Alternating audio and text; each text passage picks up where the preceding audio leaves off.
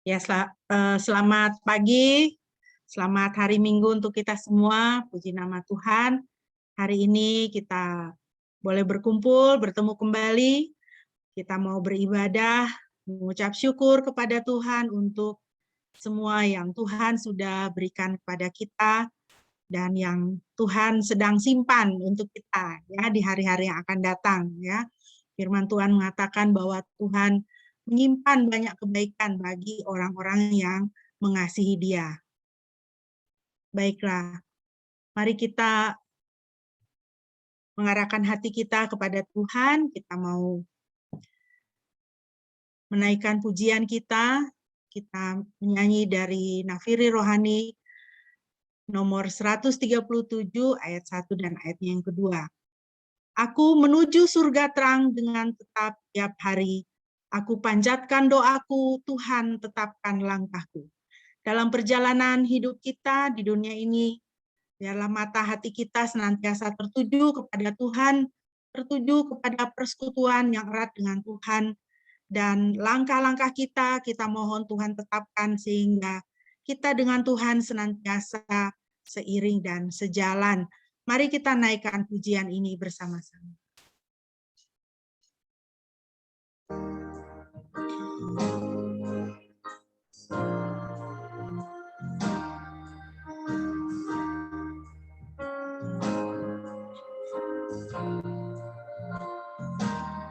Aku menuju surga terang dengan tetap tiap hari.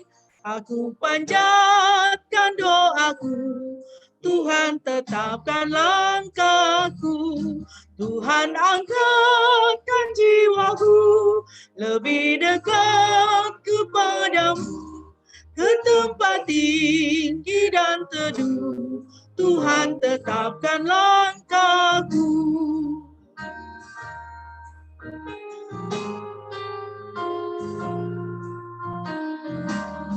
Aku ingin hidup benar, jauh dari dosa cemar. Tuhan pimpinlah aku terus ke tempat yang tinggi itu.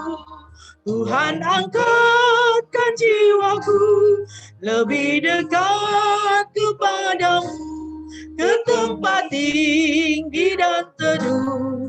Tuhan tetapkan langkahku. Tuhan angkatkan jiwaku lebih dekat kepadamu, ke tempat tinggi dan teduh. Tuhan tetapkan langkahku.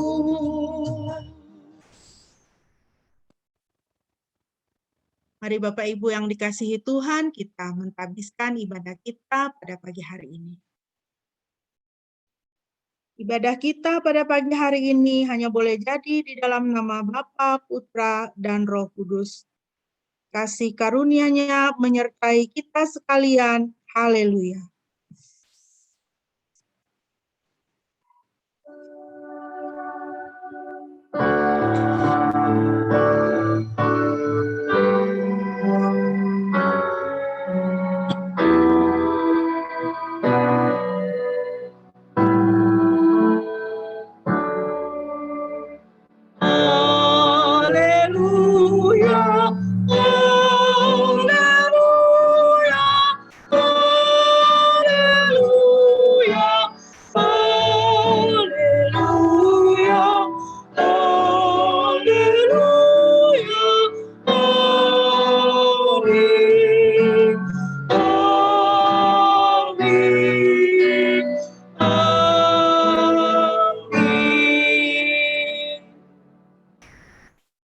Firman Tuhan yang melandasi ibadah kita pada pagi hari ini terambil dari Mazmur 145 ayat 18. Demikianlah firman Tuhan. Tuhan dekat pada setiap orang yang berseru kepadanya, pada setiap orang yang berseru kepadanya dalam kesetiaan. Puji nama Tuhan. Bapak Ibu yang dikasihi Tuhan, firman Tuhan menegaskan dan mengingatkan kepada kita sekali lagi bahwa Tuhan itu dekat. pada setiap orang yang berseru kepadanya. Marilah kita menjadi orang-orang yang senantiasa juga membawa diri kita untuk dekat kepada Tuhan. Marilah kita juga senantiasa menjadi orang-orang yang berseru kepada Tuhan. Berseru kepada Tuhan artinya mengandalkan Dia dan mempercayakan seluruh hidup kita ke dalam tangan pemeliharaannya. Karena sesungguhnya Tuhan itu dekat. Kedekatan Tuhan berarti Dia peduli kepada kita. Dia sangat peduli, Dia sangat perhatian kepada kita. Biarlah ini menjadi bagian dalam kehidupan kita masing-masing. Mari kita bersama-sama memuji Tuhan dari Nafiri Rohani 296 ayat 1 dan ayat berikut. Serikat persaudaraan, berdirilah teguh. Sempurnakan persatuan di dalam Tuhan. Kalau Tuhan itu dekat pada kita, marilah kita juga dekat kepada saudara-saudara kita seiman. Dekat satu sama yang lain. Berdiri teguh menyempurnakan persatuan. Karena di sanalah berkat Tuhan akan dicurahkan bagi setiap kita. Mari kita naikkan pujian ini bersama-sama.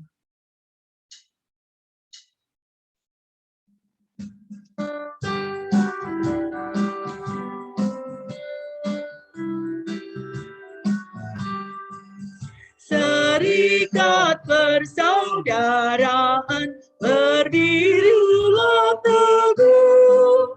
Sempurnakan persatuan di dalam Tuhanmu.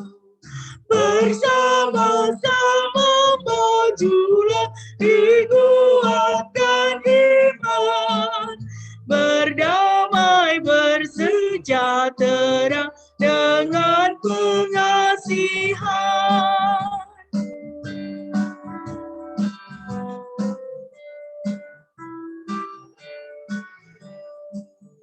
Dan kamu pun masing-masing diberi anugerah, supaya kamu bertekun dan rajin bekerja.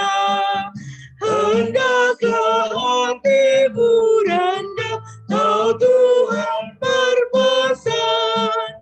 Jemaat turut firman-Nya, berkasih-kasihan. Hendaklah hatimu rendah, tahu Tuhan berpesan. Jemaat turut firman-Nya, berkasih-kasihan. Amin. Puji nama Tuhan. Bapak Ibu, mari kita terus memuji Tuhan dengan bermazmur dari Mazmur 145 ayat 8 sampai dengan ayat 14. Mazmur 145 ayat 8 sampai dengan ayatnya yang ke-14.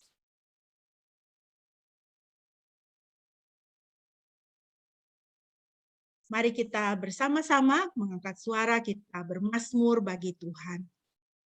Yahweh pengasih dan penyayang, panjang sabar dan kasih setianya besar. Yahweh itu baik bagi semua orang dan rahmat-Nya atas semua perbuatannya. Seluruh karyamu akan memuji-Mu ya Yahweh, dan orang-orang kudus-Mu akan menyanjung Engkau. Mereka akan memperkatakan kemuliaan kerajaan-Mu dan akan memberitakan keperkasaan-Mu, untuk memberitakan kehebatanmu kepada umat manusia dan kemuliaan kerajaan-Nya yang agung. Kerajaan-Mu adalah kerajaan yang kekal, pemerintahan-Mu ada pada setiap generasi. Yahweh menopang mereka yang jatuh dan menegakkan kembali semua yang tertunduk.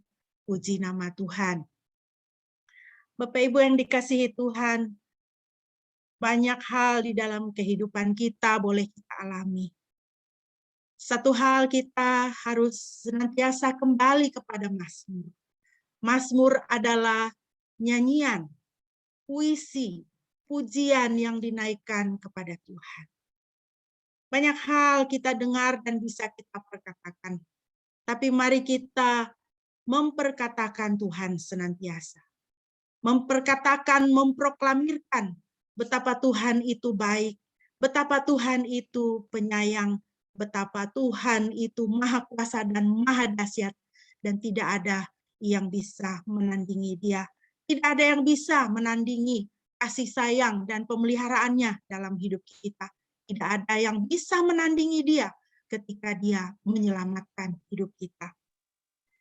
Firman Tuhan itu sungguh indah menjadi pelita di dalam kehidupan kita, menjadi penopang dan penguat.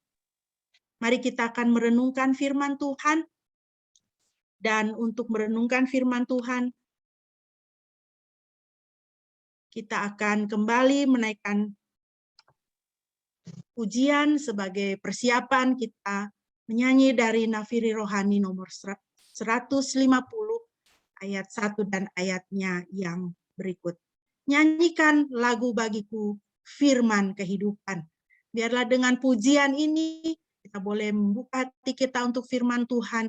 Firman Tuhan adalah firman kehidupan bagi kita. Mari kita naikkan pujian ini bersama-sama.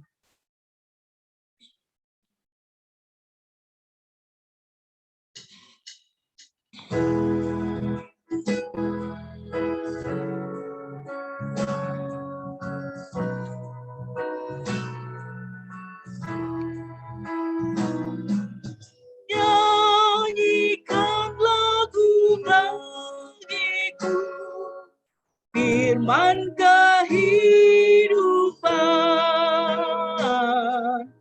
hendaklah nyata bagiku, firman kehidupan, firman yang terindah, ajarku setia, indah benar, ajaib benar, firman kehidupan, indah benar,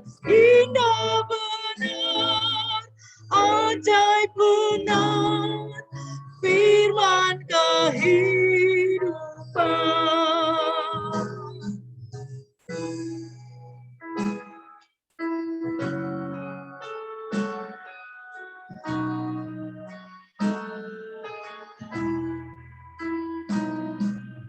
Manislah gema Injilnya, firman kehidupan, ampun dan damai diberinya, firman kehidupan. Yesus Juru Selamat, sucikanlah aku, indah benar, ajaib benar, firman kehidupan, indah benar, ajaib benar, firman kehidupan.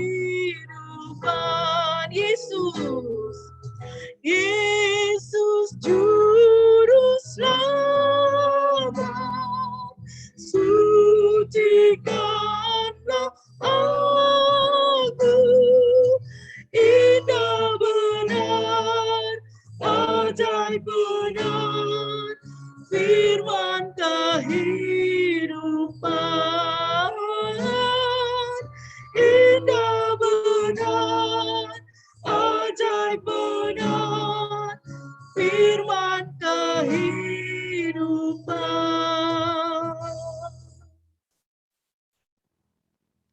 Doa dan pemberitaan firman Tuhan akan disampaikan oleh hambanya. Kami persilakan.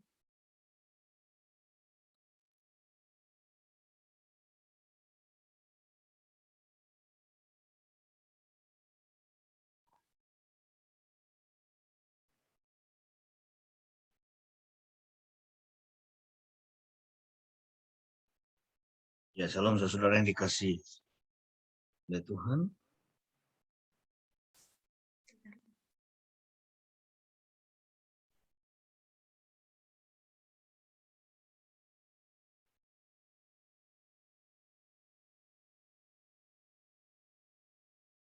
semuanya bisa mendengar suara saya.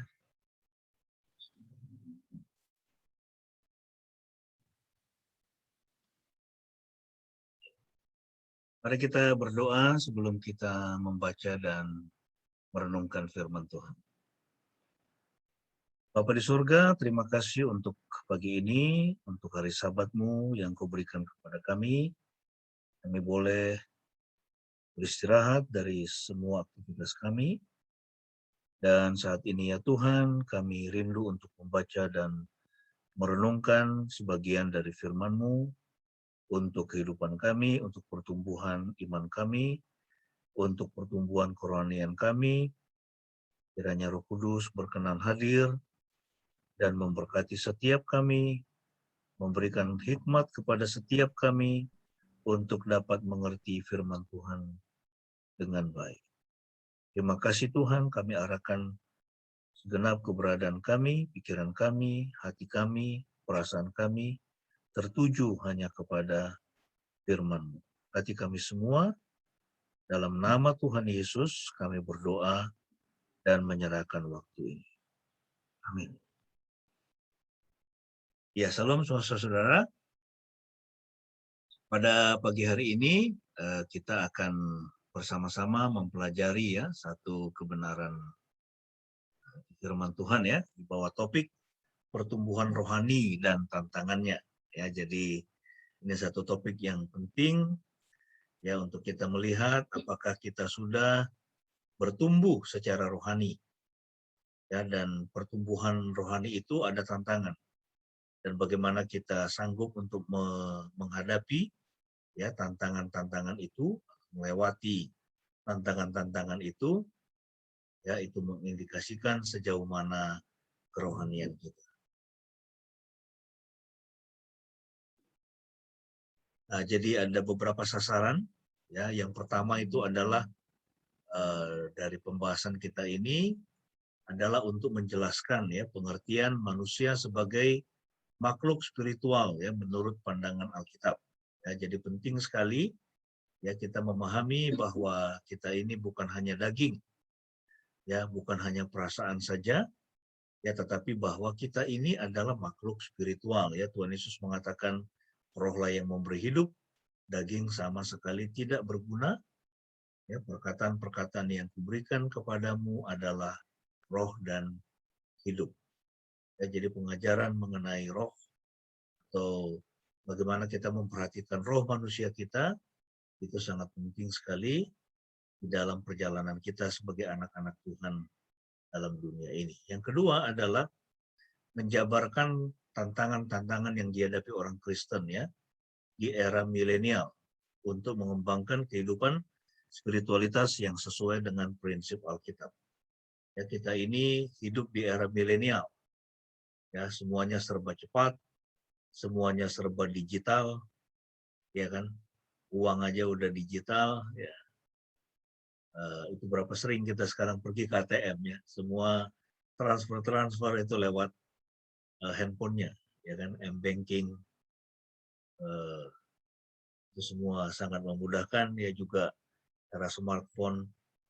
Ya, jadi bagaimana kita di era yang seperti ini tetap bisa mengembangkan ya kehidupan spiritualitas ya sesuai dengan prinsip Alkitab. Apalagi saat ini kan kita semua sedang menghadapi pandemi ini kan, ya sehingga banyak orang tidak lagi pergi ke gedung gereja. Ya, hari-hari ini kita membaca berita begitu pembelajaran tatap muka diberlakukan, ribuan sekolah di Indonesia itu yang itu terpapar, itu siswa-siswanya itu terpapar kasus COVID, ya, dan paling banyak itu adalah siswa SD, ya, sehingga beberapa hari yang lalu ada berita bagaimana ID ya, dari ID Ikatan Dokter Indonesia itu menyampaikan kekhawatirannya bahwa rumah-rumah sakit kita ini akan penuh dengan anak-anak kecil, ya, anak-anak SD, anak-anak sekolah.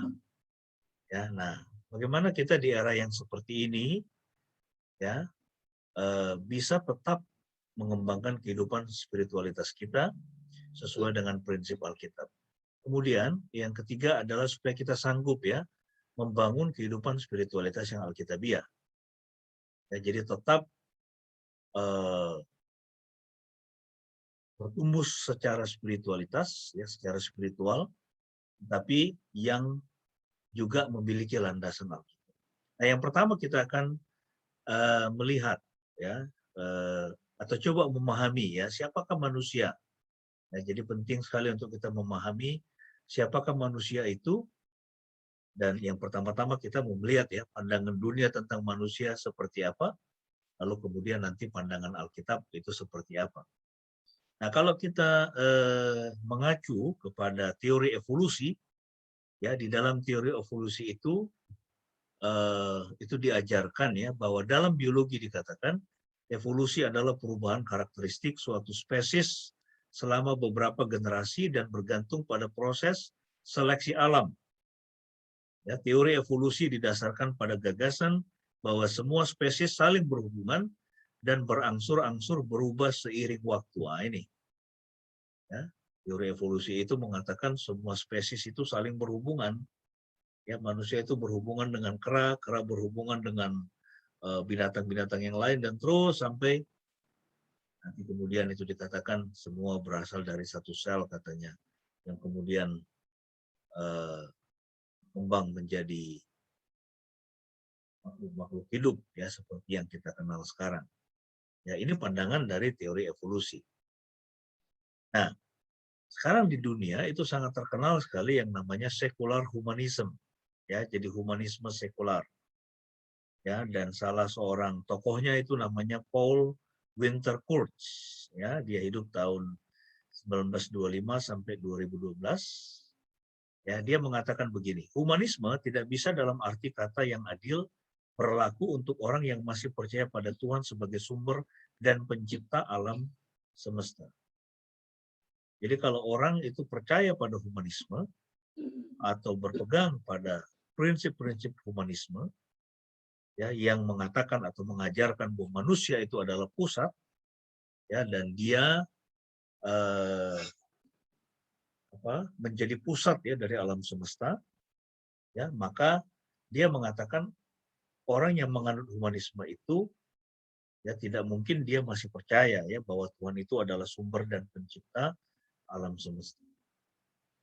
Dan dia juga mengatakan adalah mungkin untuk menjalani kehidupan yang baik dan bertanggung jawab secara moral tanpa kepercayaan pada agama.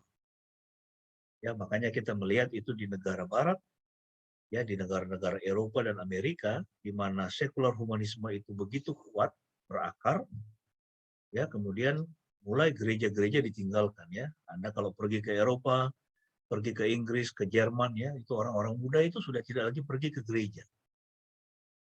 Ya, mereka sudah tidak lagi percaya kepada kekristenan atau kepada agama, ya, walaupun mereka tetap melihat atau mereka tetap mempercayai hal-hal yang bersifat spiritual, ya, tetapi mereka tidak lagi percaya, ya, kepada agama dan mengatakan, ya, jadi pengaruh dari pandangan ini adalah mungkin kita bisa menjalani, ya, suatu yang mungkin kita bisa menjalani kehidupan yang baik dan bertanggung jawab secara moral. Ya, jadi orang bisa menjadi orang yang baik tanpa dia beriman kepada agama apapun, ya, termasuk kekristenan. Ya, nah ini buku-buku dari tokoh-tokoh sekular humanisme. Ya, William Arthur itu bukunya berjudul Religion Without God, ya, jadi agama tanpa Tuhan dan Tuhan tanpa agama. Ya, nah seperti ini juga ada novelnya.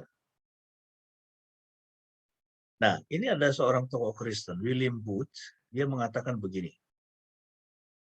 Ya, jadi bahaya terbesar, the chief dangers which confronts the coming century will be religion without the Holy Ghost.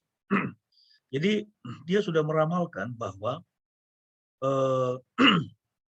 Itu tantangan atau bahaya terbesar yang dihadapi oleh abad-abad yang ada di depan itu adalah agama tanpa Roh Kudus. Kekristenan tanpa Kristus, pengampunan, ya, orang percaya pada pengampunan tanpa pertobatan, ya, atau orang percaya kepada keselamatan tanpa regenerasi, tanpa kelahiran kembali, atau politik tanpa Tuhan. Ya, jadi Tuhan pun disingkirkan dari arena politik dan surga tanpa neraka. Ya, makanya coba kalau kita lihat, biasanya gereja-gereja yang apa namanya, yang orang suka berkunjung ke gereja itu adalah gereja yang lebih banyak menekankan atau berbicara tentang berkat, berbicara tentang surga, berbicara tentang kesehatan, berbicara tentang kemakmuran, prosperity gospel, Injil kemakmuran, daripada gereja-gereja yang berbicara tentang atau menyampaikan apa yang dikatakan oleh Alkitab. Ya, itu biasanya orang tidak terlalu suka ya, karena Alkitab juga berbicara tentang apa? Ya, penghukuman Tuhan, tentang ketekunan, ya, tentang memikul salib. Ya, biasanya orang-orang zaman sekarang itu tidak suka ya topik-topik seperti itu. Tapi kalau topik tentang masuk surga, topik tentang kesehatan, topik tentang menjadi kaya atau kemakmuran, ya kan? Ya, itu senang. Ya, topik tentang berkat orang senang. Ya, topik tentang kesembuhan orang senang. Ya, tapi topik-topik tentang pikul salib, sangkal diri, biasanya orang tidak suka. Nah, kalau kita berbicara tentang manusia, maka kita tidak bisa melepaskan dari tokoh ini, namanya Carl Jung. Dia adalah seorang psikolog yang pemikirannya ini menjadi acuan di berbagai perguruan-perguruan tinggi ya, atau jurusan psikologi. Ya, namanya Carl Jung, dan psikologinya disebut psikologi Jungian, yang dimana dia mengatakan manusia itu hanya terdiri dari 2 kompartemen saja. Ya, hanya tubuh dan jiwa saja, roh itu tidak dikenal. Ya, keberadaan roh itu tidak diakui.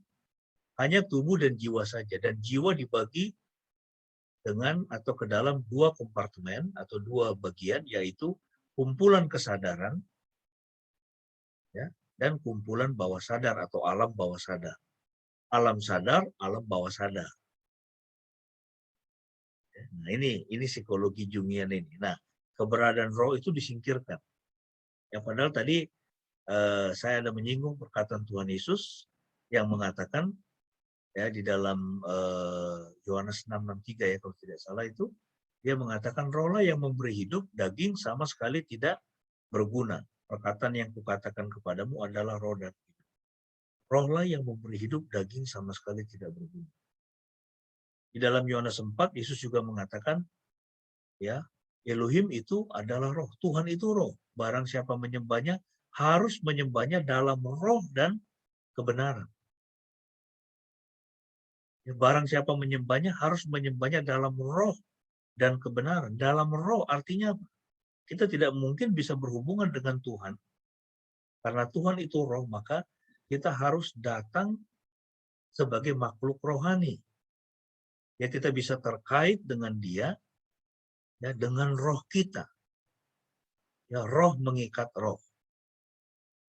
Ya, nah, tetapi ilmu psikologi itu menolak keberadaan roh manusia, ya hanya diakui tubuh dan jiwanya saja. Ya, sehingga ini jadi satu masalah besar ya bagi orang-orang yang depresi dan pergi ke psikolog, biasanya masalahnya tidak selesai. Ya, karena keberadaan roh itu tidak diakui, padahal ya sebagian besar itu masalah-masalah tubuh dan jiwa itu sesungguhnya adalah karena terjadi kerusakan atau masalah pada roh manusia kita.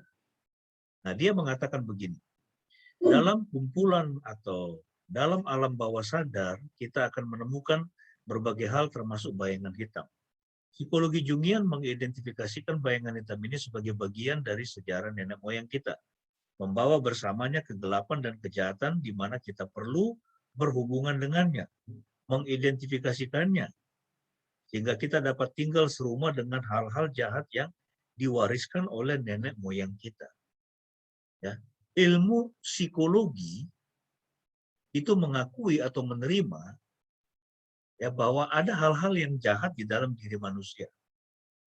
Tapi mereka tidak mengatakan itu dosa. Hanya dikatakan itu hal-hal yang jahat dan manusia harus berdamai dengannya. Ya, harus bisa tinggal serumah dengan hal-hal yang jahat itu yang diwariskan oleh nenek moyangnya. Nah, itu. Nah, sekarang kita akan melihat apa kata Alkitab ya, mengenai manusia. Nah, Alkitab, kalau kita berbicara tentang manusia, maka kita tidak bisa tidak membaca dari Kejadian 1, 26, 27 ya. Nah, kalau kita lihat di dalam Alkitab, di sini dikatakan, dan Elohim berfirman, marilah kita membuat manusia dalam citra kita ya. LAI menerjemahkan, marilah kita menciptakan manusia serupa dan segambar dengan kita. Besal menu, ya itu bahasa asli Ibrani-nya. Dalam citra kita, dalam citranya Tuhan, dalam gambarannya Tuhan, menurut rupanya kita di sini adalah Tuhan Trinitas, Kitmutenu. Dan biarlah mereka berkuasa atas ikan-ikan di laut, dan atas burung-burung di langit, dan atas ternak, dan atas seluruh bumi, dan atas segala yang melata yang merayap di muka bumi. Lalu Elohim menciptakan manusia menurut citranya. Dalam citra Elohim, dia telah menciptakannya laki-laki dan perempuan. Dia telah menciptakan mereka. Jadi Alkitab mengatakan manusia itu diciptakan serupa dan segambar dengan diri Tuhan. Ya, serupa dan segambar dengan Tuhan. Tapi hewan, alam semesta, bintang-bintang, ya, binatang maupun tumbuh-tumbuhan tidak pernah dikatakan diciptakan serupa dan segambar dengan Tuhan. Tetapi ketika Tuhan menciptakan manusia, dikatakan bahwa manusia itu diciptakan serupa dan segambar dengan diri Elohim, dengan diri Tuhan sendiri. Dan ya, kisah mengenai penciptaan itu diakhiri dengan ayat 31 di mana dikatakan, dan Elohim melihat segala sesuatu yang telah dia buat dan tampak sangat baik, dan jadilah petang dan jadilah pagi, itulah hari ke-6.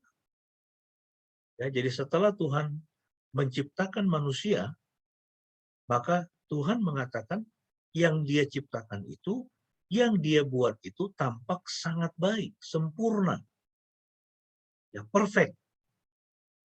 Ya, jadi seperti itulah alam semesta ini dibuat oleh Tuhan, dan seperti itulah manusia dibuat oleh Tuhan. Ya, tapi kalau kita melihat ini, apa yang terjadi dengan dunia kita sekarang? Ya, hari-hari ini apa yang Anda baca? Ya, pernyataan-pernyataan para saintis yang mengatakan bahwa dunia ini, ya, ini sedang menuju kepunahan. Bumi kita ini sedang menuju kepunahan. Ya, kerusakan alam itu sudah sedemikian luar biasa. Itu air laut itu sudah menjadi begitu beracun. Ya, atmosfer itu juga sudah nggak karu-karuan. Ya, toh? Dan ini adalah masalah yang jauh lebih besar menurut mereka dibandingkan dengan pandemi COVID-19. Jadi kita bandingkan itu dengan ketika Tuhan menciptakan alam semesta ini, ya, itu sebelum dosa masuk ya, di Kejadian pasal yang ketiga, Alkitab mengatakan semuanya tampak sangat baik, perfect, ya, sempurna. Termasuk manusia itu juga sempurna. Nah, ayat yang ketujuh itu adalah penjabaran secara spesifik bagaimana Tuhan menciptakan manusia.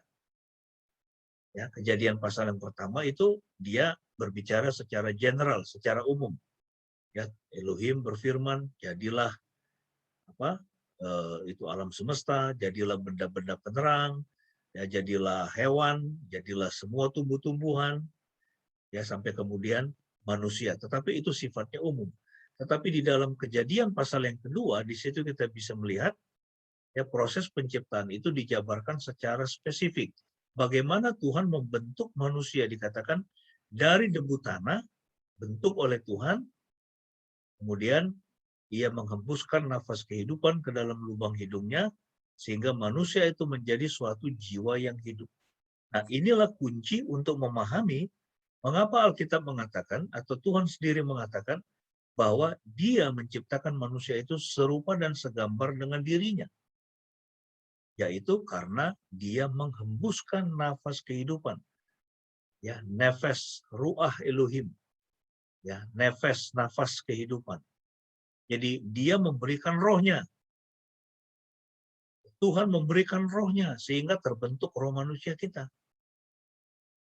Ya, jadi inilah ayat untuk kita memahami ya bagaimana manusia itu diciptakan serupa dan segambar dengan diri Tuhan karena Tuhan menghembuskan nafas kehidupan.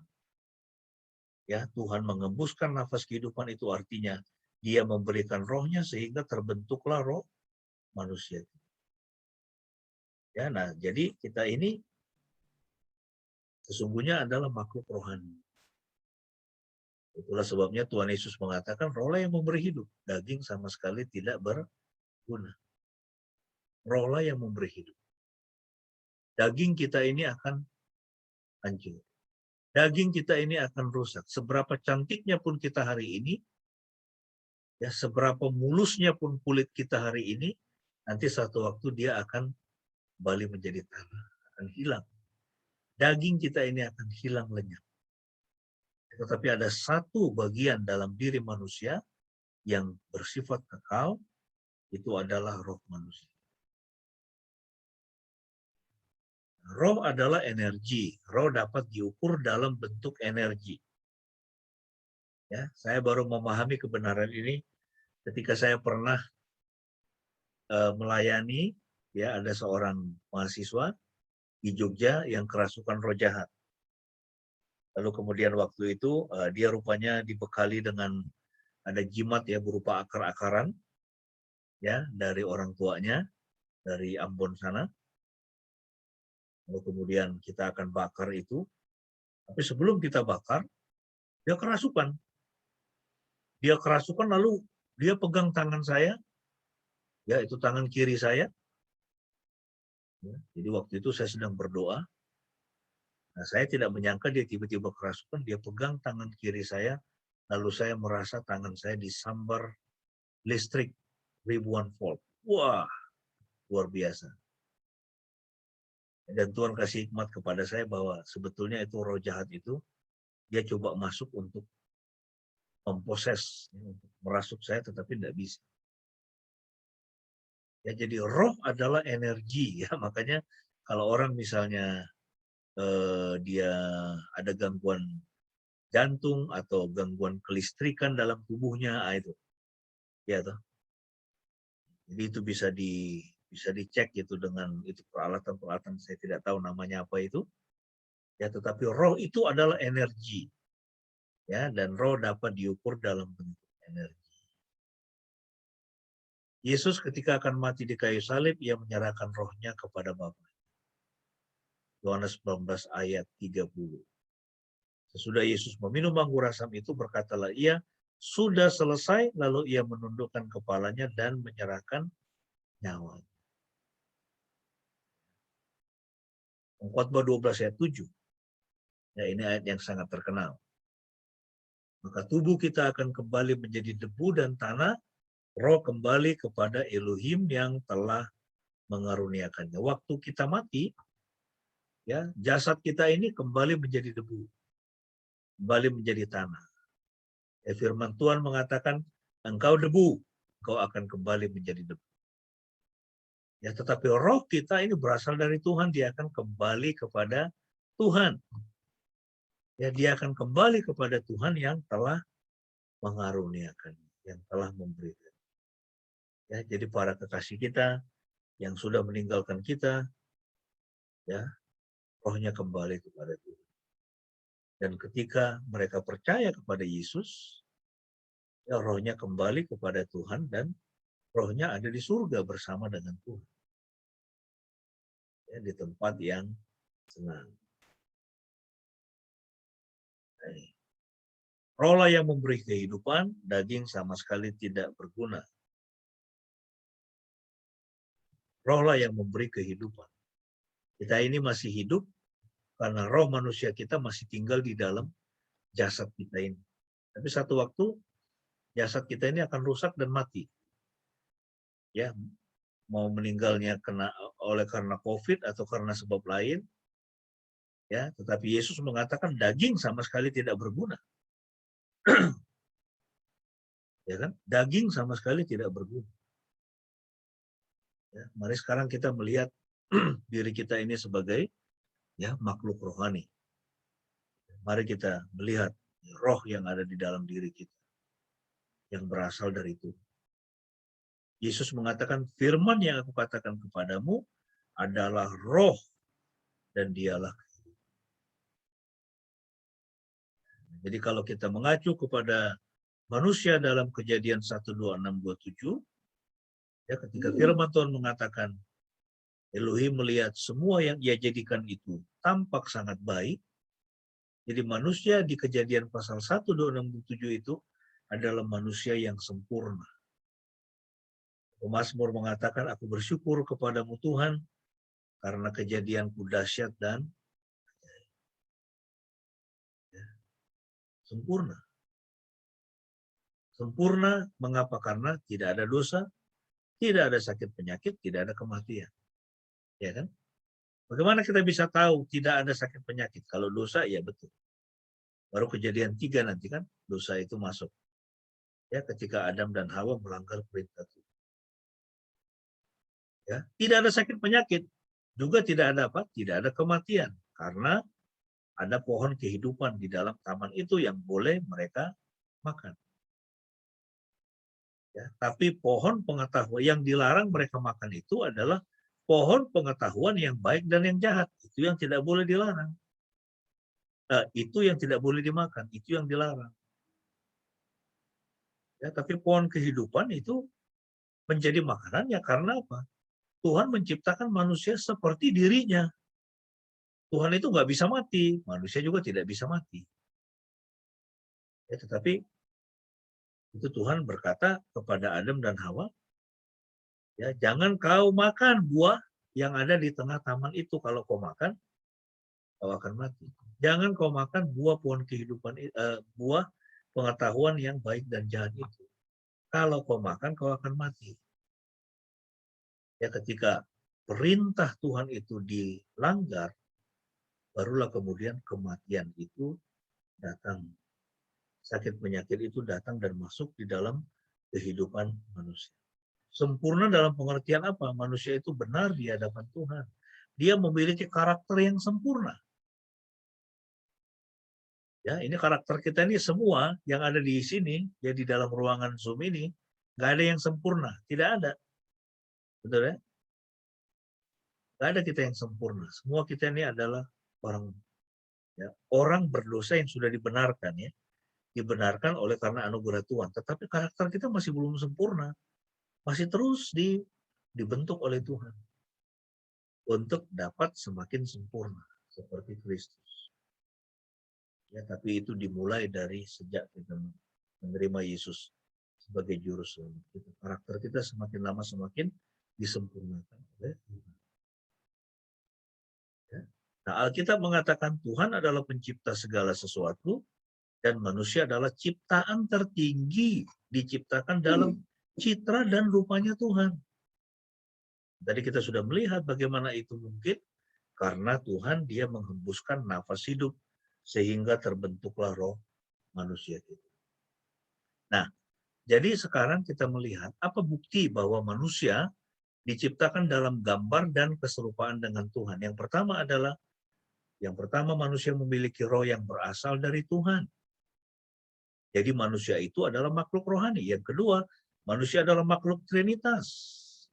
Kalau Tuhan itu adalah sosok Trinitas, Bapa, Anak, Roh Kudus, manusia juga adalah makhluk Trinitas. Dia terdiri atas tubuh, atas jiwa, dan roh. Ya kan? Bisa nggak jiwa Anda berbicara kepada roh Anda? Bisa. Bisakah Anda berbicara kepada diri Anda sendiri? Bisa. Bisakah Anda memikirkan sesuatu tentang diri Anda? Bisa. Ya, itu memperlihatkan bahwa kita ini juga adalah makhluk Trinitas. Sama seperti Tuhan itu sosok Trinitas, ya, dan dia berbicara kita di dalam Kejadian pasal yang pertama, manusia juga adalah makhluk Trinitas. Dan yang ketiga, manusia juga memiliki apa? Sama seperti Tuhan. Sense of eternity. Ya, kesadaran akan kekekalan. Ya, kita itu punya kesadaran bahwa setelah kita meninggalkan dunia ini akan ada sesuatu setelah ini. Ya, dan kalau kita membaca Alkitab dan percaya kepada isi Alkitab, kita tahu bahwa kekekalan itu akan kita dapat bersama dengan Yesus di surga. Kemudian yang keempat, manusia memiliki apa? Taurat dalam batin. Ya, terletak pada inti dari roh manusia itu. Tuhan menaruh Taurat dalam batin, hukum dalam batin. Makanya kalau kita membaca di dalam Roma, ya, saya lupa Roma 2 kalau nggak salah, di situ dikatakan, kalau orang yang tidak pernah membaca Alkitab, membaca Taurat, tapi dia melaksanakan Taurat di dalam batinnya, maka dia pun bisa dibenarkan. Ya, jadi kita tidak perlu khawatir dengan nenek moyang kita dulu-dulu yang belum pernah mendengar Injil, waktu Injil belum masuk, ya toh. Misalnya orang Batak itu nenek moyangnya itu apa? Itu percaya pada Pelbegu, agama-agama sukunya orang Batak. Manado juga seperti itu. Sebelum misionaris datang, ya, ada Taurat di dalam batin mereka. Kalau mereka melaksanakan itu, ya Tuhan akan mengadili mereka berdasarkan Taurat dalam batin itu. Ya, Tuhan tidak akan mengadili mereka berdasarkan apakah mereka mau percaya kepada Yesus atau tidak. Enggak. Ya, karena Tuhan kita Tuhan yang adil, jadi kita nggak perlu khawatir.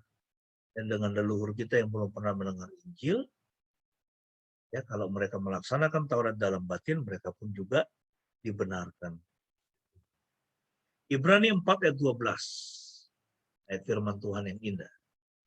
Di sini dikatakan, sebab firman Tuhan hidup dan berkuasa dan lebih tajam daripada pedang bermata dua manapun. Dan yang menusuk hingga memisahkan jiwa dan roh, juga sendi-sendi dan sumsum, dan yang sanggup membedakan pikiran-pikiran dan niat-niat hati. Ya, firman Tuhan itu dikatakan hidup, berkuasa, lebih tajam daripada pedang bermata dua manapun. Firman Tuhan sanggup memisahkan jiwa dan roh. Ya, jadi Alkitab itu memisahkan jiwa dan roh manusia. Tuhan kita adalah Bapa, Anak, dan Roh Kudus. Manusia juga terdiri atas roh, jiwa, dan tubuh. Ya, roh manusia itu, seperti Yesus katakan, rohlah yang memberi hidup. Ya, kita ini hidup dalam bumi ini, di dunia ini sekarang, karena roh kita masih tinggal pada tubuh kita. Tapi roh itu juga penting untuk apa? Untuk kita bisa berelasi dengan Tuhan. Makanya Yesus mengatakan, barang siapa menyembah atau beribadah kepada Tuhan, dia harus menyembahnya dalam roh dan kebenaran. Ya, kita mendekati Tuhan dengan roh kita, dengan roh manusia kita. Kita bisa suka kepada firman Tuhan.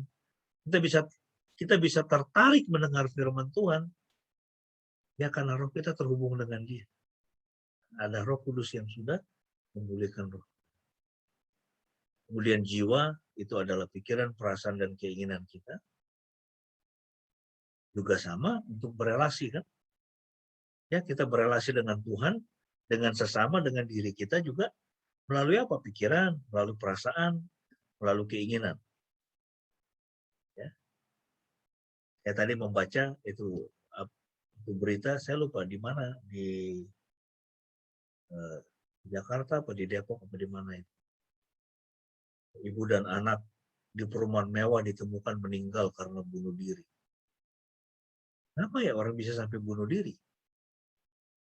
Apa yang mereka pikirkan? Sehingga mereka kemudian bunuh diri di rumah mewah loh. Ya, bukan di gubuk derita. Ya, di rumah mewah. Apa yang mereka pikirkan?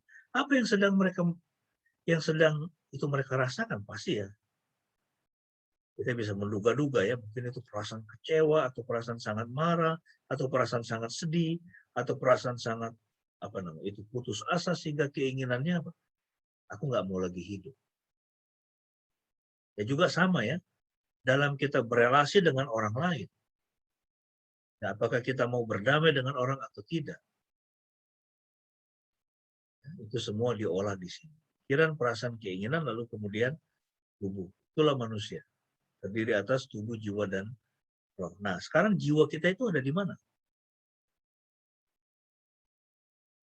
Ini biasanya kalau saya tanya di dalam berbagai seminar yang saya itu sampaikan, itu jiwamu ada di mana? Orang tidak begitu mengerti apa maksudnya. Biasanya kemudian itu saya tanya dia, kamu punya perasaanmu ada di mana? Dia bilang, perasaan saya ada di hati.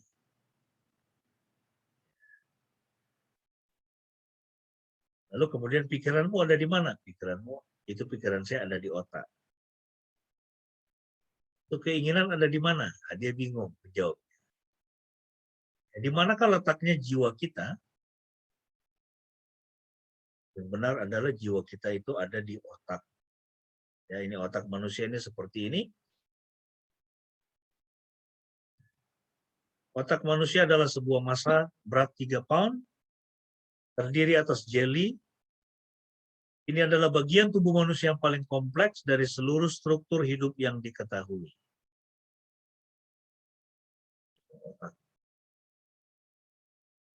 Di dalam otak kita lebih dari 1 triliun sel-sel saraf bekerja bersama dan mengkoordinasi aksi-aksi fisik. Ya, jadi misalnya saat ini saya sedang ngomong. Ini otak saya lagi bekerja. Lalu kemudian otak saya perintahkan untuk saya ambil ini cangkir. Aksi-aksi fisik, lalu saya minum. Ini semua diproses di otak saya. Kemudian proses-proses mental. Mental itu apa? Perasaan senang, marah, kecewa, bahagia. Ya, itu proses-proses mental juga semua sama diproses di otak. Yang menjadikan manusia menjadi makhluk hidup yang berbeda dengan spesies-spesies lainnya. Ya, jadi pikiran, perasaan, keinginan kita ada di otak. Ya, pikiran kita, keinginan kita itu diproses di otak bagian luar, perasaan kita itu di otak bagian dalam. Ya, jadi jiwa manusia itu ada di otaknya. Ya, bukan di hatinya. Hati itu untuk menyaring racun, bukan di jantungnya. Jantung itu untuk memompa darah. Ya, tetapi ada di otak. Nah, sekarang pertanyaannya, apa yang dimaksud dengan jiwa yang hidup atau jiwa yang sehat? Ya, mari kita lihat. Apakah kita ini memiliki jiwa yang sehat atau jiwa yang hidup? Ya, jiwa yang bahagia. Nah, jiwa yang sehat itu adalah jiwa yang dapat berfungsi, ya, atau berfungsi dengan baik, yaitu dapat mengadakan hubungan atau relasi yang baik, ya, dengan siapa? Dengan Tuhan. Ya, waktu kita selalu mengucap syukur kepada Tuhan, waktu kita selalu berdoa kepada Tuhan, waktu kita selalu memikirkan atau melihat Tuhan itu sosok yang baik, ya, maka jiwa kita itu jiwa yang baik. Ya, tapi kalau kita ini tiap hari itu cuma nyala-nyalakan Tuhan saja. Tuhan, kenapa engkau memanggil pasangan saya? Atau Tuhan, mengapa engkau biarkan saya dipecat dari pekerjaan saya? Atau Tuhan, mengapa engkau membiarkan saya menderita? Nah, itu berarti jiwa Anda itu sedang terganggu, sedang tidak sehat. Mari kita melihat bagaimana relasi kita dengan sesama. Ya, waktu kita kerjanya cuma nyala-nyalain orang saja, tidak suka sama orang, benci sama orang, jiwa kita itu sedang sakit. Ya, dia tidak sedang berfungsi dengan baik. Ya, waktu kita selalu berkonflik dengan orang lain, memusuhi orang lain, jiwa kita itu lagi nggak sehat. Ya, tetapi waktu jiwa kita itu bisa menerima kekurangan orang, ya, penuh dengan kesabaran, penuh dengan pengampunan, ya, dan ya kita bukannya itu hanya menyenangkan orang, ya enggak, tapi ya kita juga bisa menegur orang kalau dia berbuat salah, tetapi hubungan kita dengan orang itu tetap baik. Ya, itu berarti jiwa kita juga jiwa yang baik. Nah, mari kita melihat bagaimana hubungan kita dengan diri kita sendiri. Apakah kita puas dengan diri kita? Apakah kita senang dengan diri kita? Apakah kita bisa mengasihi diri kita? Ya, seorang ibu dan anaknya yang bunuh diri, ya, di rumah mewah di sekitaran Jakarta, saya lupa itu di daerah mana itu. Ya, itu berarti apa? Ya, hubungan dengan dirinya itu lagi rusak. Dia sedang begitu memusuhi dirinya, dia begitu marah, dia begitu benci dengan dirinya sehingga apa? Kemudian dia memutuskan untuk bunuh diri. Orang yang bunuh diri itu adalah orang yang terpisah dengan diri.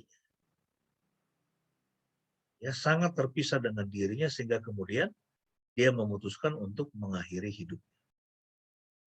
Ya, nah jadi mari kita melihat hidup kita. Apakah jiwa saya ini ya jiwa yang berfungsi dengan baik, ya, mengadakan hubungan atau relasi yang baik. Entah itu dengan suami saya, dengan anak-anak saya, ya dengan teman-teman saya, atau kita saat ini sedang berkonflik. Ya, entah itu dengan orang lain, dengan diri kita sendiri, atau dengan Tuhan. Kalau sedang berkonflik, itu berarti bahwa jiwa saya itu sedang, ya, mari kita renungkan sejenak. Apakah jiwa saya sedang berinteraksi atau membangun hubungan yang baik dengan Tuhan, dengan sesama, dengan diri sendiri? Atau yang terjadi misalnya adalah ketika Anda diingatkan tentang seseorang, lalu kemudian itu air muka Anda langsung berubah dan begitu geram dengan orang itu. Ya, itu berarti jiwa kita ini sedang nggak baik. Ya, itu sedang tidak sehat.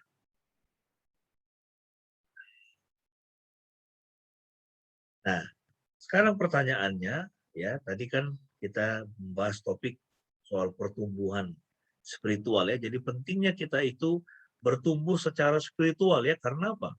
Kita ini adalah makhluk spiritual. Ya, kita ini adalah makhluk rohani. Nah, sekarang pertanyaannya, apa yang menghalangi pertumbuhan kerohanian seseorang? Jawabannya adalah dosa.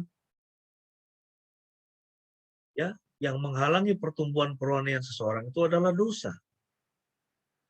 Ya, misalnya dosa apa?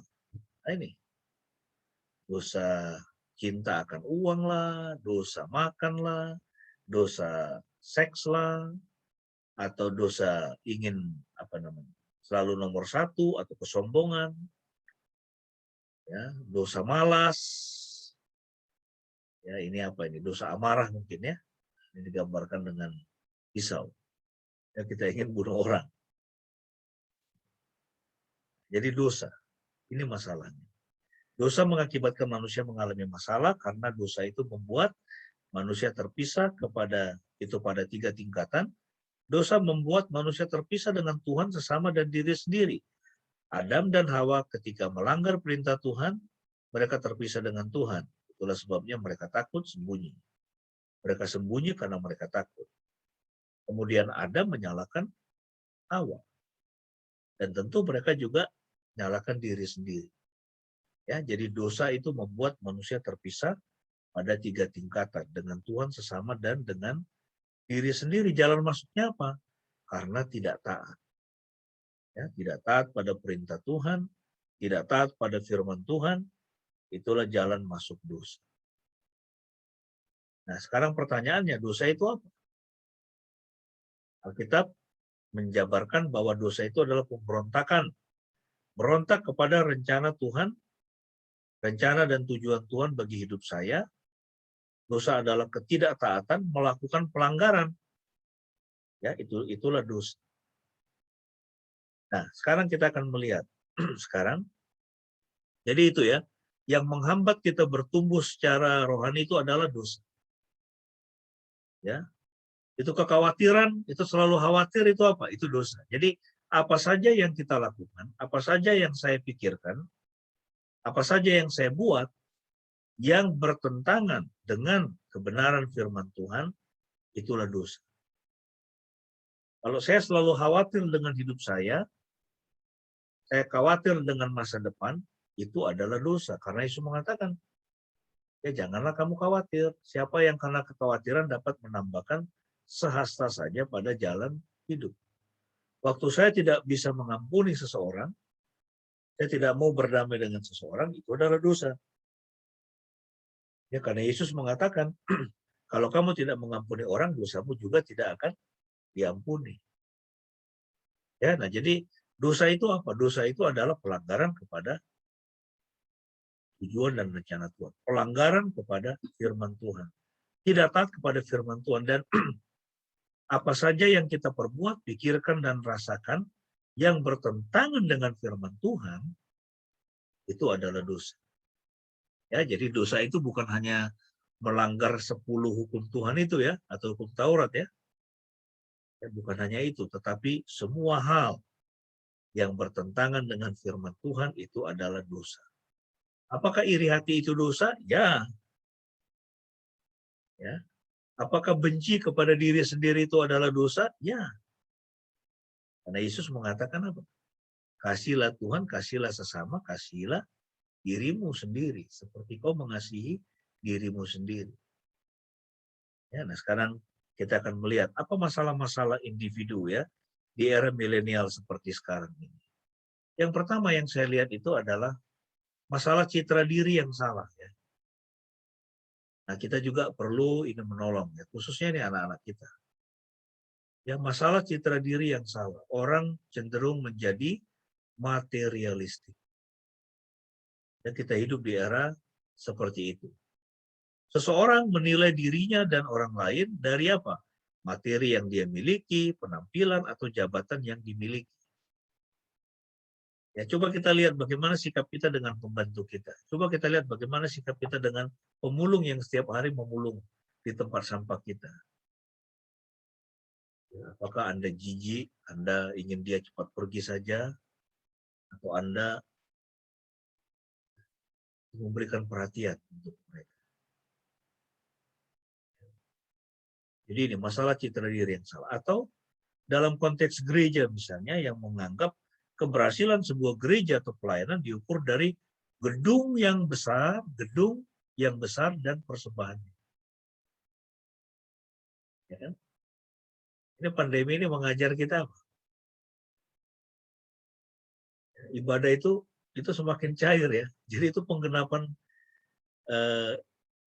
itu pengajaran Yesus kan kepada perempuan Samaria kan.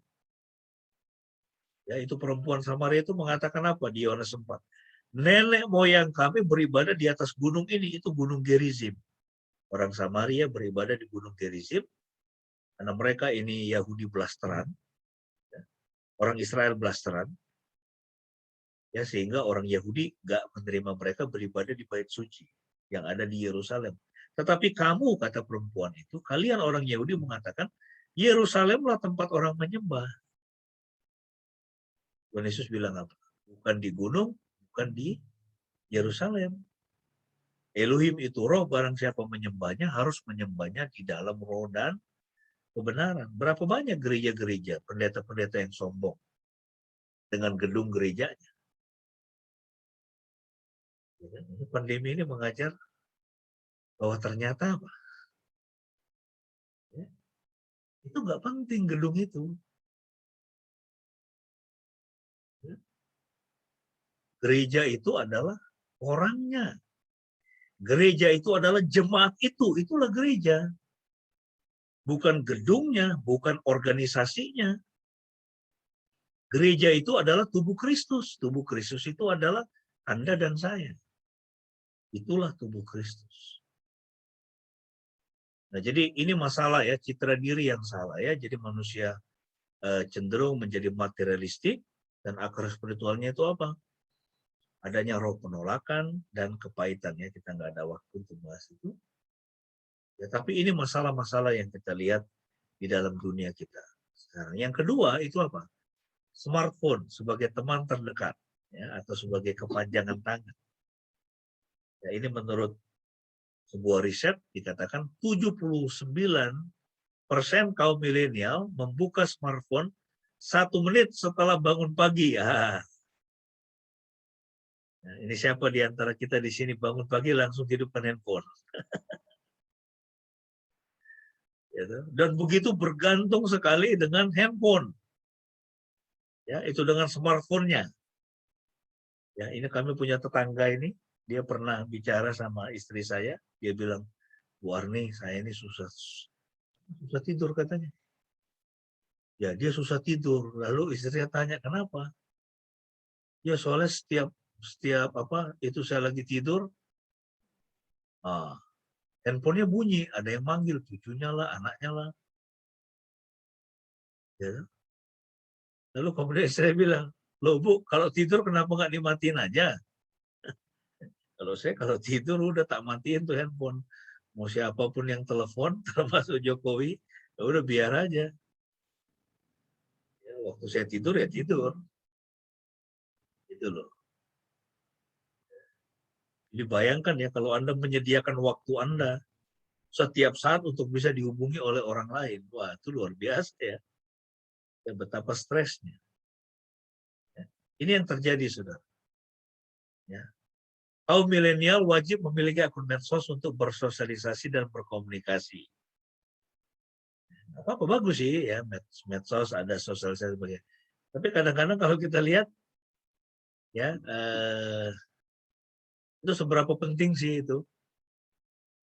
Dan kita mesti hati-hati juga ya dengan itu ya. Karena apa? Sebetulnya ya kadang-kadang itu bisa juga menjadi ajang orang untuk apa?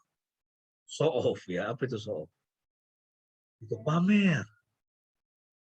Ya, pamer. Oh, bahwa saya sedang ada di mana atau saya sedang bertemu Jokowi misalnya. Kemudian apa? Lebih memilih ponsel daripada TV. Ya, tidak memakai jam tangan, itu kaum milenial ya. Menjadikan pertemanan atau keluarga sebagai pusat penentu pertimbangan atas keputusan mereka. Mereka tidak suka jika gereja memposisikan diri di atas mereka, ya, sehingga mereka mau gereja itu menjadi teman. Ya, nah, tetapi masalahnya sekarang pertanyaannya, apakah keputusan atau pertimbangan dari keluarga itu sesuai dengan kebenaran firman Tuhan atau tidak? Kemudian juga multisensori, ya. Jadi manusia sekarang itu atau kaum milenial ya, kita ini kan dipengaruhi ini kan. Ya, kita hidup di zaman milenial katanya. Lebih mementingkan rasa bukan itu pemikiran. Saya rasa, bukan saya pikir ya. Makanya kemudian kita melihat ya itu bukan hanya di Eropa tapi di Indonesia juga itu mulai banyak menjamur itu komunitas Taizé. Ya, saya pernah ikut ya ibadah-ibadah seperti itu. Itu kayak apa ya? Itu Taizé itu ya. Itu kalimat yang diulang-ulang. Ya. Jadi mereka mau apa? Mau mengalami pengalaman-pengalaman spiritual, tetapi tidak mau mendasarkannya kepada pengajaran firman Tuhan. Nah itu, ya itu komunitas Taizé. Kemudian yang ketiga kalau kita lihat adalah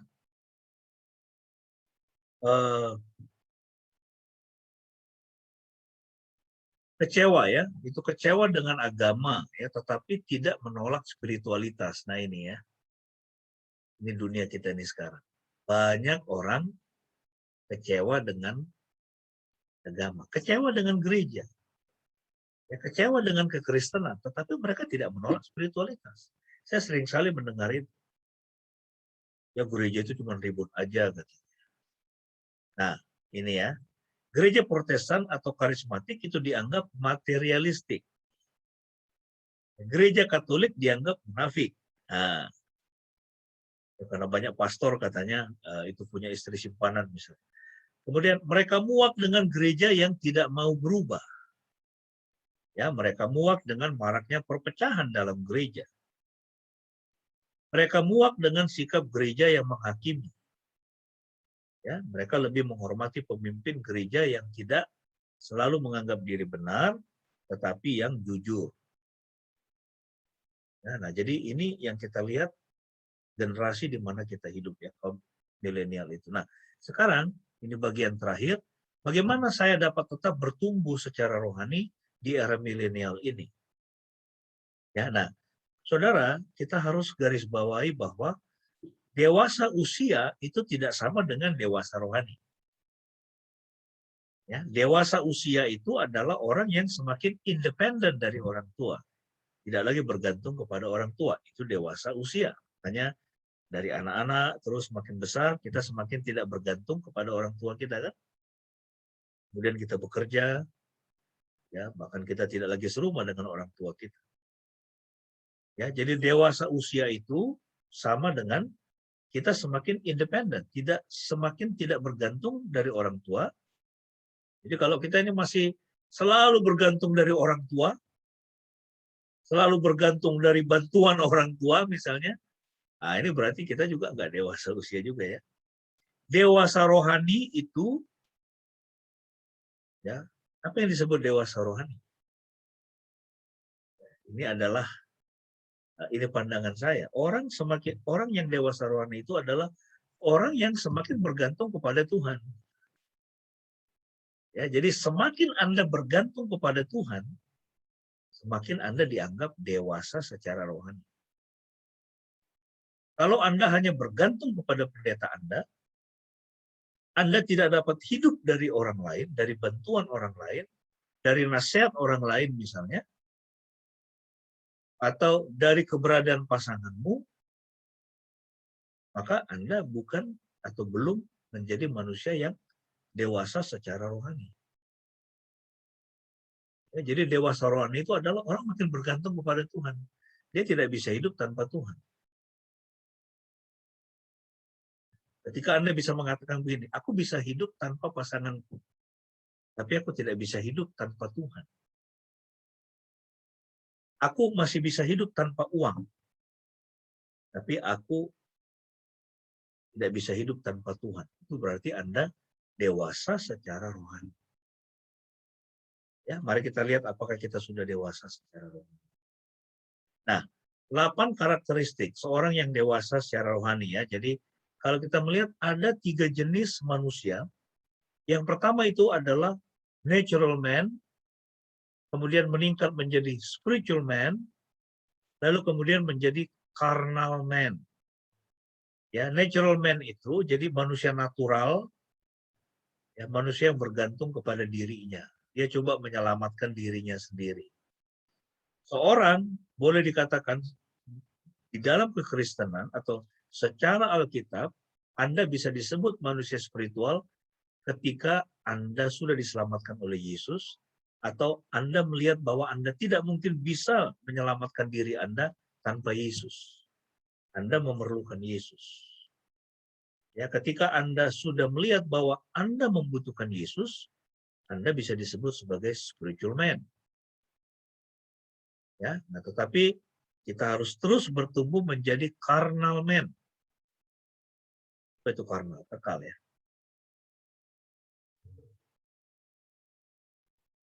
Hah? Ya, jadi carnal man. Jadi kita melihat bahwa Yesus sudah menyelamatkan saya untuk pergi ke surga, ya tapi di bumi ini kita berbuah bagi dia. Save yourself. Ya, nah, itu yang penting kita pahami. Nah, ada 8 hal. Bagaimana kita bisa dianggap, ya itu 8 karakteristik orang yang dewasa secara rohani. Yang pertama adalah mengenal Tuhan dengan intim, serta memiliki pemahaman teologi yang benar. Ya, mengenal Tuhan dengan intim, punya hubungan yang baik dengan Tuhan, juga pemahaman teologi. Itu pemahaman Alkitab yang benar. Yaitu ketika kita sanggup memahami dan menerima rencana Tuhan atas hidup saya. Waktu saya menderita atau dianiaya. Ketika doa sepertinya tidak dijawab oleh Tuhan. Kita bisa menerima itu sebagai rancangan Tuhan atas hidup saya. Atau sanggup mencerna ajaran atau konsep ajaran Kristen yang lebih dalam. Ya, di awal-awal COVID itu kan ada pendeta terkenal di Indonesia kan, yang mengajarkan ya kita bisa mengalahkan COVID ini dengan bahasa roh katanya. Lalu kemudian dari sinode gereja itu banyak pendetanya yang meninggal karena COVID. Ya, saya tidak usah sebut siapa itu, Anda Google aja sendiri. Satu pendeta besar di Indonesia mengatakan dengan bahasa roh kita bisa mengalahkan COVID. Bahkan dia menengking-nengking itu kan virus COVID itu. Ya, atau misalnya itu pandangan apakah keselamatan bisa hilang. Oke, kita nggak usah bahas ini terlalu panjang. Ya, mengenal Tuhan dengan intim itu misalnya apa? Atau memiliki pemahaman teologi yang benar itu adalah memiliki pemahaman yang benar tentang uang atau materi. Ya, bagaimana kita bisa melihat uang atau materi ini?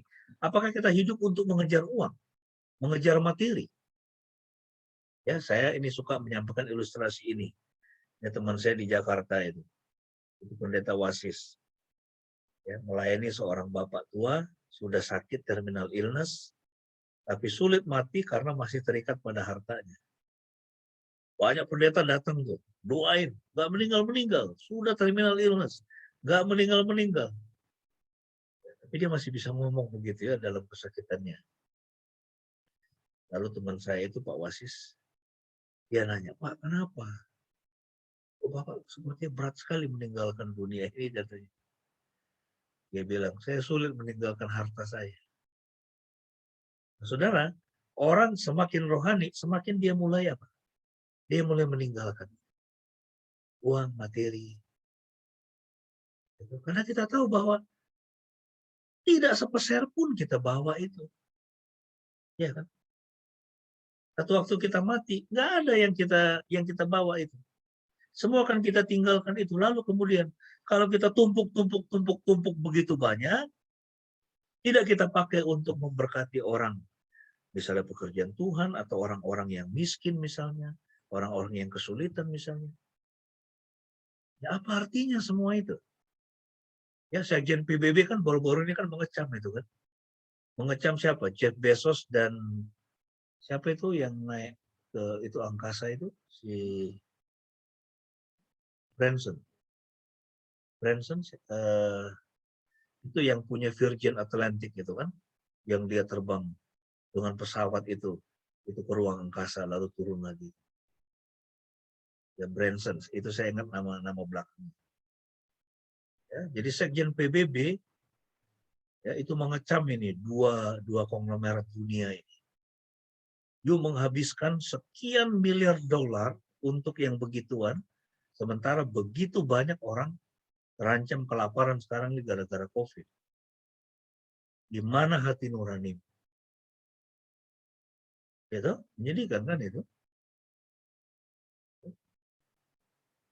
Yang kedua, saudara, manusia rohani itu apa? Sanggup memberi makanan rohani kepada diri sendiri. Ya, ciri khas bayi rohani selalu berkeluh kesah dan tak dapat hidup tanpa bantuan orang lain. Jadi kalau Anda ini selalu berkeluh kesah, kalau kita ini selalu saja berkeluh kesah, kemudian kita nggak bisa hidup tanpa bantuan orang lain. Ya, baik itu nasihat maupun materi misalnya. Itu adalah ciri khas bayi rohani. Nah, biasanya itu penyebabnya apa? Orang selalu berkeluh kesah atau dia selalu berputar-putar dengan masalah, masalahnya nggak pernah selesai, itu terjadi karena pengajaran gereja yang tidak komprehensif. Ya, gereja tidak mengajarkan firman Tuhan dengan benar. Atau gereja hanya menekankan kepada teologi kemakmuran. Hanya berbicara tentang berkat, atau hanya berbicara tentang social gospel misalnya. Injil sosial. Hanya bicara soal diakonia misalnya. Ada gereja-gereja di Indonesia, oh bagus sekali. Diakonianya hebat banget tuh. Ya nggak usah sebut gereja. Ya. Tapi pengajaran firman-nya saya lihat ya sangat lemah. Tapi kalau itu perhatian secara sosial, kepada masyarakat, korban gempa dan juga wah hebat banget. Yang satu bicara berkat melulu, kesehatan melulu, kesembuhan melulu. Yang satu diakonia. Atau ada gereja lain yang hanya memelihara tradisi-tradisi gereja. Tapi penginjilannya enggak. Atau pengajaran firman Tuhannya tidak komprehensif. Akibatnya apa? Ya, jemaatnya itu menjadi jemaat-jemaat yang lemah, fokus pada diri sendiri, fokus pada gerejanya. Ya, mari kita belajar fokus kepada orang lain. Ya, kami punya banyak proyek-proyek ya, di Jawa, di mana-mana. Jadi fokus pada orang lain. Belajarlah hidup buat orang lain. Belajarlah hidup untuk kesejahteraan orang lain. Yesus mengatakan apa? Semakin banyak memberi, semakin banyak diberi. Ya, itu prinsipnya ya, dan itu tidak pernah berubah itu prinsip. Yang ketiga, ciri khas atau karakteristik manusia spiritual itu adalah terus-menerus belajar dan mengajar. Belajar dan mengajar. Believe, establish, overcome, reproduce. Ya, jadi dia bukan hanya belajar, menerima terus, tapi dia juga mulai mengajar, dia mulai keluar. Ya mungkin Anda tidak dipanggil untuk mengajar orang lain, atau mengajar di luar dari keluargamu, tapi ajarkanlah kebenaran firman Tuhan kepada anak-anakmu, kepada cucu-cucumu, kepada generasi yang ada di bawah. Nah, ini. Kemudian yang keempat, karakteristik manusia rohani memiliki kerinduan yang kuat untuk mentaati Tuhan.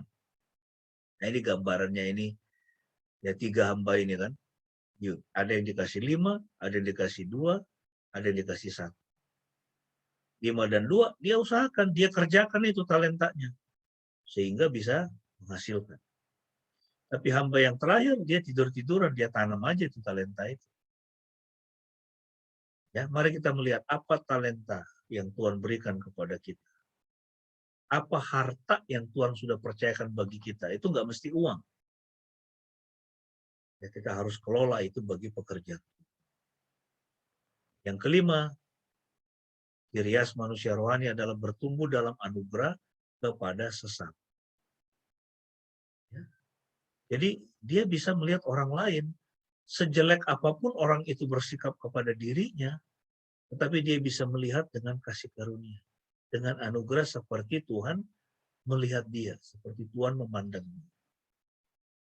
Nah, hal ini hanya mungkin jika kita sudah beres dengan diri kita sendiri. Ya, untuk itu kita perlu menyelesaikan ya masalah-masalah penolakan, kepahitan, takut, roh penuduh, roh tidak mengasihi, termasuk okultisme.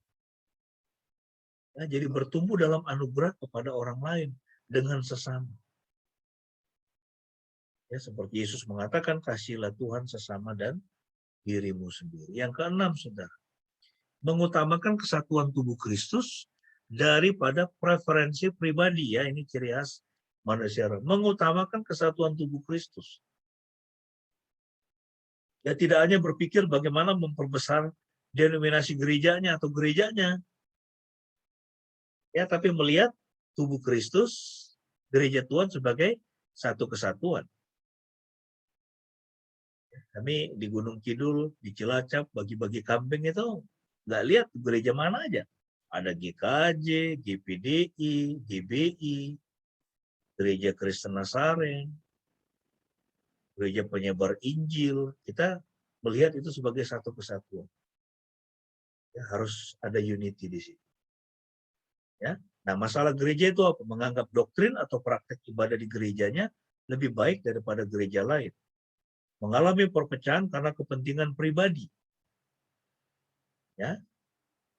Nah, jadi kita harus melihat itu sebagai satu kesatuan. Yang ketujuh, saudara, 2 yang terakhir, melibatkan diri dalam komunitas. Ibrani 10:25, janganlah kita menjauhkan diri dari pertemuan-pertemuan ibadah kita. Ya, memang kita ini ibadah online ini kan. Ya, tapi kita mesti ingat bahwa kita ini adalah sebuah komunitas. Ya. Dan kita harus itu saling memperhatikan.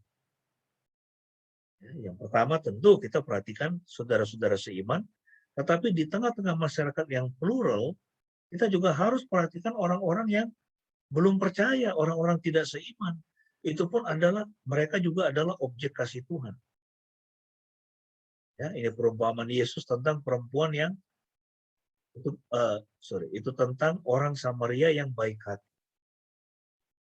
Ya, ketika ia melihat orang yang dirampok itu di jalan menuju Yeriko, dikatakan tergeraklah hatinya oleh belas kasihan. Ya, ini kan Yesus ketika berbicara tentang siapakah sesama. Ya, jadi bagus itu kita perhatikan pemulung, nggak peduli apapun agamanya. Orang-orang yang susah yang ada di jalan, sewaktu-waktu Tuhan gerakkan kita bisa tolong mereka yang ya. Itulah sebabnya mengapa Alkitab dimulai dengan kisah Adam, bukan Abraham. Ya, coba pikir, kenapa Alkitab itu dimulai dengan cerita mengenai Adam, nenek moyang seluruh umat manusia. Bukan dengan Abraham, kisah mengenai Abraham, nenek moyang orang percaya. Ya, itu memperlihatkan bahwa Tuhan itu adalah Tuhan yang universal. Tuhan untuk semua orang. Ya, dia datang untuk semua orang dan Yesus juga. Walaupun dia datang sebagai orang Yahudi, ya sebagai orang Israel, ya tapi dia juga apa? Ya, dia menyembuhkan anak dari perempuan Sirofenisia, perwira Roma. Ya, dia memperhatikan orang-orang di luar orang-orang Yahudi. Dia juga melayani perempuan Samaria. Ya, dia datang untuk semua orang. Dan dia mengatakan anak manusia datang untuk orang berdosa. Dan semua orang adalah orang berdosa, mau dari suku apapun dia, orang apapun dia. Ya, jadi kita juga harus punya pandangan itu. Yang terakhir, saudara, sanggup menyampaikan kebenaran di dalam kasih. Ya, Matius 18 ayat 15. Apabila saudaramu berbuat dosa, tegurlah dia di bawah 4 mata. Jika ia mendengarkan nasihatmu, kau telah mendapatnya kembali. Jika saudaramu berdosa, pergi dan tunjukkan kesalahannya antara kamu dan ia sendiri. Ya, sampaikan kebenaran dalam kasih. Prinsipnya apa, saudara? Kita harus bisa memisahkan orang dari dosa atau kesalahannya. Ya, jangan kita benci dosa orang, kita benci kesalahan orang, itu kesalahan orang, orangnya juga kita benci. Jangan. Ya, bencilah dosanya, bencilah kesalahannya, tetapi tetap kasihi orangnya. Ya, sama seperti Yesus kan. Di atas kayu salib dia mengatakan apa? Bapa, ampuni mereka karena mereka tidak tahu apa yang mereka perbuat. Apakah Yesus setuju dengan perbuatan orang yang menyalibkan dia, meninjunya, meludahinya, mencemoohkan dia? Tidak. Bagi Yesus, dosa adalah dosa. Tapi ketika Yesus dia mengatakan, Bapa, ampuni mereka. Itu artinya apa? Yesus tetap mengasihi orang-orang yang sudah memperlakukan dia dengan sedemikian buruk. Nah, jadi itu juga harus berlaku untuk kita. Ya, menjadi gambaran kita sebagai manusia rohani. Kiranya Tuhan Yesus memberkati. Selamat hari Minggu. Tuhan memberkati kita semua. Serahkan kepada Ibu Pendeta.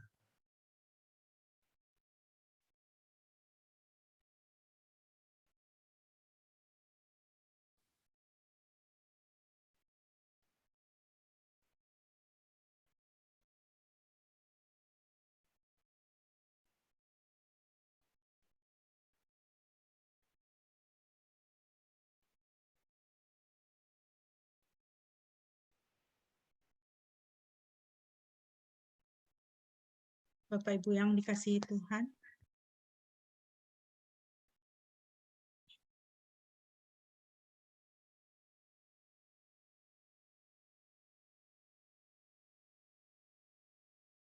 Bapak Ibu yang dikasihi Tuhan, mari kita meresponi firman Tuhan yang telah kita dengar dengan Bersama-sama kita menaikkan doa Bapa kami. Marilah kita berdoa. Bapa kami yang di sorga, dikuduskanlah namamu. Datanglah kerajaan-Mu, jadilah kehendak-Mu di bumi seperti di sorga. Berikanlah kami pada hari ini makanan kami yang secukupnya. Dan ampunilah kami akan kesalahan kami, seperti kami juga mengampuni orang yang bersalah kepada kami. Dan janganlah membawa kami ke dalam pencobaan, tetapi lepaskanlah kami daripada yang jahat. Karena Engkau yang punya kerajaan dan kuasa dan kemuliaan sampai selama-lamanya. Amin. Aku percaya. Aku percaya kepada Yahweh, Bapa yang Maha Kuasa, Khalik langit dan bumi, dan kepada Yesus Kristus, anaknya yang tunggal Tuhan kita, yang dikandung daripada Roh Kudus, lahir dari anak darah Maria, yang menderita sengsara di bawah pemerintahan Pontius Pilatus, disalibkan, mati, dan dikuburkan, turun ke dalam kerajaan maut. Pada hari yang ketiga bangkit pula dari antara orang mati.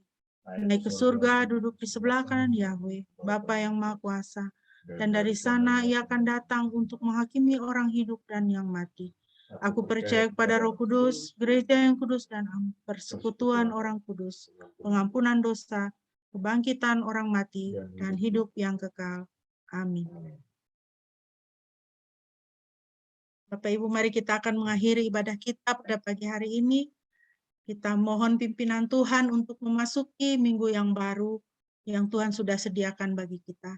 Kita naikkan pujian dari Nafiri Rohani 139 ayat 1 dan ayat yang kedua. Sebagai doa kita di hadapan Tuhan, mohon pimpinan Tuhan atas hidup kita. Tuhan, pimpin anak-Mu agar tidak tersesat.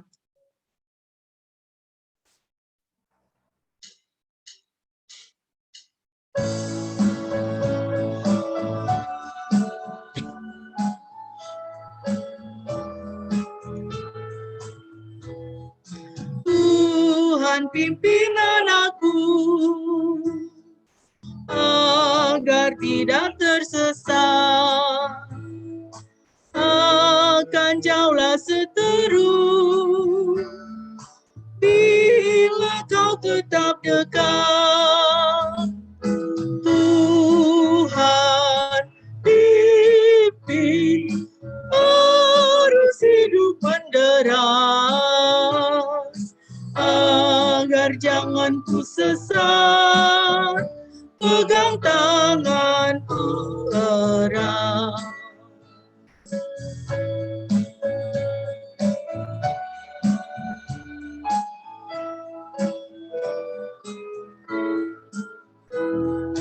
Hanya di Kau sajalah perlindungan yang teguh. Bila hidup menekan, Kau harapanku penuh. Tuhan, pimpin arus hidup menderas, agar jangan ku sesat, pegang tanganku erat. Tuhan, pimpin. Tuhan, pimpin arus hidup menderas, agar jangan ku sesat, pegang tanganku erat.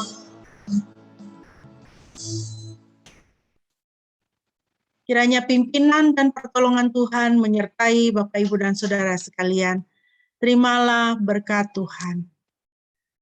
Dan Ia, Tuhan damai sejahtera, kiranya mengaruniakan damai sejahteranya terus-menerus dalam segala hal kepada kamu.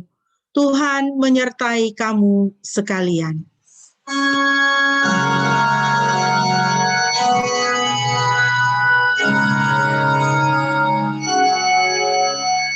Pujilah Khalik semesta, sumber segala kurnia,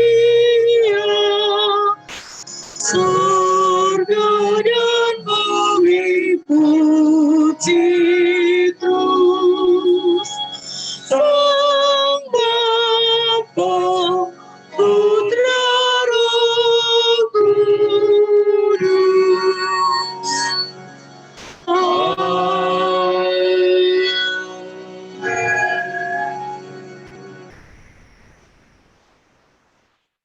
Mari kita mengambil saat teduh.